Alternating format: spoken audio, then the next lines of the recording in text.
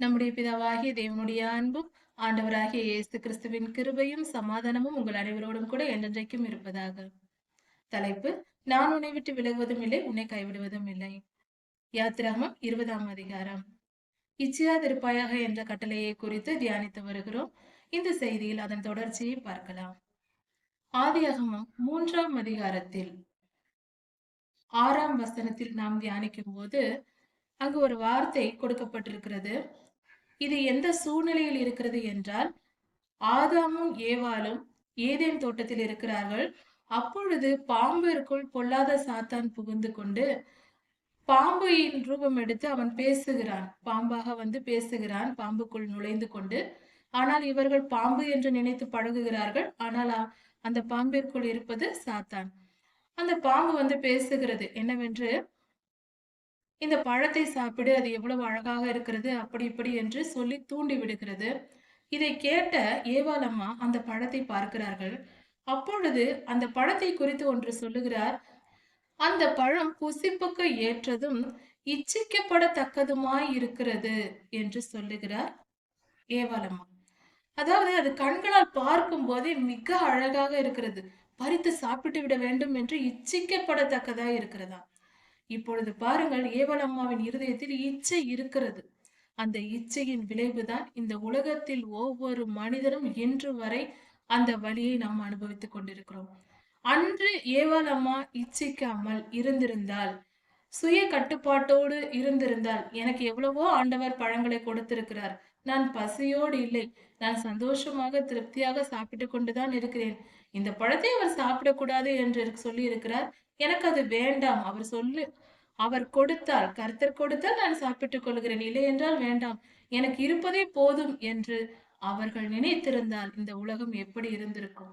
இன்று வரை சமாதானம், சந்தோஷம் மட்டுமே நிரம்பி மரணம் இல்லாத வாழ்க்கையை இந்த மனித குலம் வாழ்ந்து கொண்டிருந்திருக்கும். எவ்வளவு சந்தோஷமாய் இருந்திருக்கும். சாபமில்லாத பூமி எவ்வளவு அழகானதாக இருந்திருக்கும். நோய் கிருமிகள் கிடையாது, அதிக வெயில், அதிக குளிர், அதிக வெள்ளம் இல்லை, எல்லாம் சரியானதாக, மிக மிக சந்தோஷம் நிறைந்ததாக பரலோக வாழ்வை நாம் இங்கேயே வாழ்ந்திருக்கலாம். அன்று அந்த ஒரு பெண் இச்சித்ததின் விளைவு இன்று இவ்வளவு பெரிய பாவத்திற்கு இடமளித்து விட்டது. அதனால் நாம் மனம் திரும்பவும். அப்படிப்பட்ட கொடுமையான இச்சை நமக்கு வேண்டாம். 1 சாமுவேல் 2ஆம் அதிகாரம் 4ஆம் அதிகாரத்தை பார்க்கும்போது, அதில் ஏலி என்ற ஒரு தேவ மனிதர் இருக்கிறார். அவர் ஆசாரியராய் இருக்கிறார். தேவாலயத்தில் அவர் ஆசாரியராக, முதிர் வயதானவராக இருக்கிறார். அவருக்கு 2 குமாரர்கள் இருந்தார்கள், ஓப்னி, பினகாஸ் என்று. இவர்கள் இருவரும், ஏலி தாத்தா மிகவும் நல்லவர், அவர் உத்தமனாய் வாழ்ந்தார். ஆனால் அவர் தன்னுடைய பிள்ளைகளை அவர் சரியாக வளர்க்கவில்லை என்று சொல்லலாம். இவர்கள் தவறாக வளர்ந்தார்கள் என்றும் சொல்லலாம். ஓப்னியும் பினகாசும் மிகுந்த பாவம் செய்தார்கள், அளவற்ற பாவம் செய்தார்கள். எப்படி என்றால், அவர்கள் கர்த்தருடைய ஆலயத்திலேயே வந்து இச்சைக்கு இடம் கொடுத்து, அங்கு வருகிற பெண்களிடத்தில் தவறாக நடந்து கொண்டு பரிசுத்த குலைச்சல் ஆக்கினார்கள். மிகவும் அருவருக்கப்படத்தக்கதாய் மாற்றினார்கள். தேவாலயத்தை அவர்கள் கள்ளர் கோயாக மாற்றி வைத்திருந்தார்கள். அப்படிப்பட்ட அருவருப்பான காரியங்களை இவர்கள் இருவரும் செய்தார்கள். அது மட்டுமல்ல, அங்கு பலி செலுத்த இஸ்ரவேல் ஜனங்கள் பலிகளை கொண்டு வரும்போது, அதில் கர்த்தருக்கு தகன பலி செலுத்த வேண்டிய கொழுப்பை எல்லாம் இவர்கள் கர்த்தருக்கு செலுத்தும் முன்னமே இவர்கள் தங்களுக்கென்று எடுத்துக்கொண்டார்கள். இப்படி கர்த்தருடைய சன்னதியில் வந்து கை வைத்தார்கள், துணிந்து இறங்கினார்கள், துணிகரமான பாவம் செய்தார்கள். இப்படிப்பட்ட ஒரு கொடுமையான நிலை ஏற்பட்ட போது கர்த்தர் சும்மா இருப்பாரா? நீதியின் சூரியன் ஆயிற்றே, அவர் சும்மா இருக்கலாமா? இப்படிப்பட்ட அக்கிரமம் இருக்கும்போது அதற்கு நியாய தீர்ப்பு வந்தது. எப்படி என்றால், சாமுவேல் ஐயா சிறு பையனாக ஏலி தாத்தாவோடு தேவாலயத்தில் இருந்தார். அப்பொழுது கர்த்தர் சாமுவேல் ஐயாவோடு பேசி, ஓப்னிக்கும் பினகாசுக்கும் வரப்போகிற நியாய தீர்ப்பை குறித்து கர்த்தர் வெளிப்படுத்தினார். சாமுவேல் ஐயா தீர்க்க தரிசனம் சொன்னார்கள் ஏலி தாத்தாவிடம். அப்படியே அது நடந்தது. ஓப்னியும் பினகாசும் ஒரே நாளில் இறந்து மடிந்தார்கள். அப்படி கர்த்தர் அவர்களை அழித்தார். இச்சைக்கு இடம் கொடுத்த அவர்கள் இருவரும் அழிந்து போனார்கள். இப்படி இந்த அவர்களுடைய இறப்பை கேட்ட ஏலி தாத்தாவும் தன்னுடைய இருக்கையிலிருந்து கீழே விழுந்து அவருடைய பிடரி அடிபட்டு அவர் அங்கேயே அவரும் மரித்து போனார். அந்த நேரத்தில் குழந்தை பெற்றுக்கொண்ட ஏலி தாத்தாவின் மருமகள் மிகவும் துயரப்பட்டு அவர்களும் மரித்தார்கள், துயரப்பட்டார்கள். இப்படி இந்த நிலையில் இருந்தது. இது எவ்வளவு பெரிய ஒரு குடும்பத்திற்கு வந்த பேரழிவு. ஒரு குடும்பத்திற்கு வரக்கூடாத ஒரே நேரத்தில் இத்தனை மரணங்கள் ஒரே நாளில் வந்தது. கர்த்தர் பரிசுத்தம் உள்ளவர், பரிசுத்தமான தெய்வம். அவர் பார்த்து கொண்டு சும்மா இருக்கவே மாட்டார். ஒன்று தெரிந்து கொள்வோம், தேவாலயத்தில் பணிபுரிகிறவர்களாய் இருந்தாலும், தேவாலயத்தை நிர்வகிக்கிறவர்களாய் இருந்தாலும், அதாவது இந்த காலத்தில் சொல்ல போனால் சபையை நடத்துகிறவர்கள், சபையில் பணிபுரிகிறவர்கள், சபையை பொறுப்பெடுத்து நடத்துகிறவர்கள், பொறுப்பை சுமக்குகிறவர்கள் யாராய் இருந்தாலும் நிச்சயமாக பொறுப்புடன் செயல்படுங்கள். கர்த்தருக்கு பயந்து நடங்கள். கர்த்தர் மிகவும் பெரியவர். அவருடைய நியாய தீர்ப்புகள் பயங்கரமாய் இருக்கும். பயத்துடனும் நடுக்கத்துடன் கர்த்தருடைய பணியை செய்ய வேண்டும். தேவாலயம் பரிசுத்தமாய் இருக்க வேண்டும். தேவாலயத்திற்குள் நுழைந்து விட்டால் நம்முடைய நினைவுகள் மிக பரிசுத்தமாய் இருக்க வேண்டும். நம் நினைவுகளை அவர் கவனிப்பார். நாம் என்ன பார்க்கிறோம், நாம் என்ன செய்கிறோம், நாம் என்ன நினைக்கிறோம் என்பதையெல்லாம் கர்த்தர் கவனித்துக் கொண்டிருக்கிறார் என்பதை மறக்க வேண்டாம். தேவாலயத்தில் பணி செய்து கொண்டு பாவம் செய்தால் கண்டிப்பாக கர்த்தருடைய திருச்சபையில் பணி செய்து கொண்டு சபையை நடத்தி கொண்டு அப்படி இருக்கிறவர்கள் ஒரு சிறு தவறு செய்தாலும் மிகப்பெரிய நியாய தீர்ப்பு வரும். கர்த்தருக்கு பயந்து நடந்து கொள்ளுங்கள். கர்த்தருடைய திருச்சபையை பாழாக்காதீர்கள். திருச்சபையில் அருவருப்பான காரியங்களை கேள்விப்படும் போது மிகவும் வேதனையாக இருக்கிறது. அது கர்த்தர் சகித்து கொண்டு இருக்க மாட்டார். அந்த மனிதர்கள் குறித்தே வேதனையா இருக்கிறது. பாவம் செய்கிறவர்களை பார்த்தே வேதனையாக இருக்கிறது. அவர்களுக்கு வரப்போகிற நிலை மிக கொடியது. அதை வாயால் சொல்லவும் முடியாது. அந்த அளவுக்கு கர்த்தர் நியாயம் தீர்த்து விடுவார். ஓப்னி பினகாசின் சரித்திரத்தை தயவு செய்து 2 சாமுவேல் 2ஆம் அதிகாரம் 4ஆம் அதிகாரத்தில் வாசித்து பார்க்கவும். கர்த்தருக்கு பயப்படுகிற பயத்தோடு வாழவும். அடுத்தது இச்சையை மேற்கொண்ட யோசேப்பையாவின் சரித்திரத்தை பார்க்கலாம். ஆதியாகமம் 39ஆம் அதிகாரத்தில் யோசேப்பையாவின் வாழ்க்கையில் நடந்த சம்பவம் கொடுக்கப்பட்டிருக்கிறது. அவர் போத்திபாரின் வீட்டில் இருக்கிறார். அப்பொழுது ஒரு சம்பவம் நடக்கிறது. அந்த போத்திபாரின் மனைவி மிகவும் தவறான எண்ணம் கொண்ட ஒரு பொல்லாத ஆவி பிடித்த ஒரு பெண்ணாக இருக்கிறாள். அவள் யோசேப்பையாவுடன் தவறாக நடக்க முயற்சி செய்கிறாள். யோசேப்பையா அதை எதிர்த்து விலகி ஓடி வந்து விடுகிறார். இப்படிப்பட்ட தன்னை பயந்து, கர்த்தருக்கு பயந்து நடக்கிற ஒரு மனிதனாக இருக்கிறார். யோசேப்பையா சொல்லுகிறார் அந்த பெண்ணிடத்தில், நான் கர்த்தருக்கு விரோதமாகவும் என் முதலாளிக்கு விரோதமாகவும் எப்படி பாவம் செய்வேன்? நான் தேவனுக்கு விரோதமாக நான் எப்படி பாவம் செய்வேன் என்று கேட்கிறார். யோசேப்பையா அந்த அளவுக்கு தன் இருதயத்தை காத்து கொண்டார். அப்பொழுது அவருக்கு வயது 17. ஒரு இள வயதில் உள்ள ஒரு மகனாக இருக்கிறார். அந்த வயதில் தன் பரிசுத்தத்தை காத்து கொண்டு உண்மையும் உத்தமமாக இருக்கிறார். இப்படி பரிசுத்தமாய் வாழ்ந்ததின் விளைவு என்ன? அவர் கொஞ்ச காலம் புடமிடப்பட்டார். ஆனால் அவருடைய வாழ்க்கையின் முடிவு காலத்தை பார்த்தார்.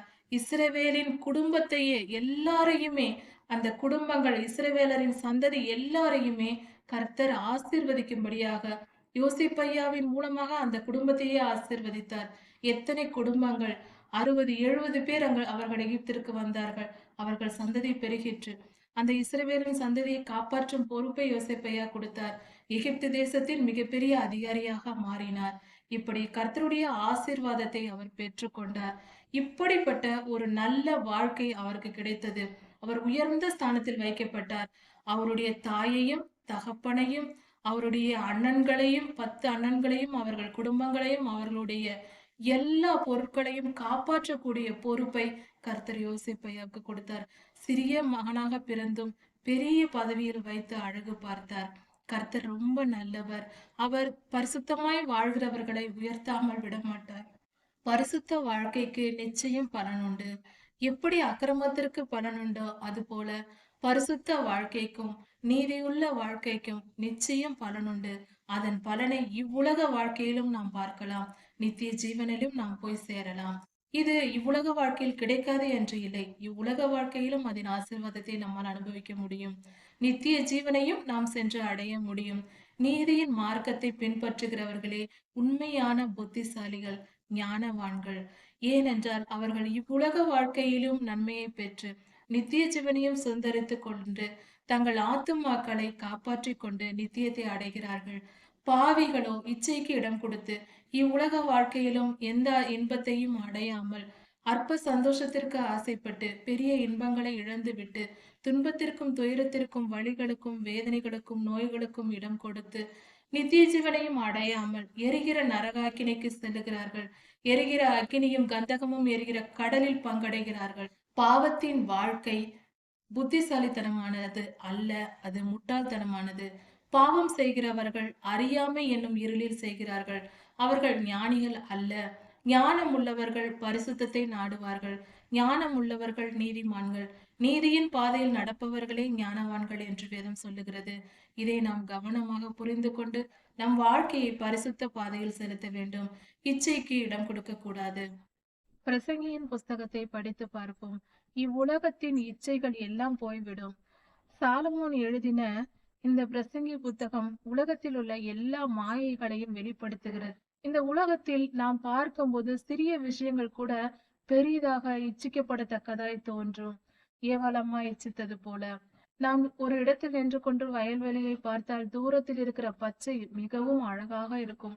தூரத்திலிருந்து பார்க்கும்போது இருந்த பசுமை கீழ்கிட்டே போனால் அது முற்கள் காலில் குத்தும்.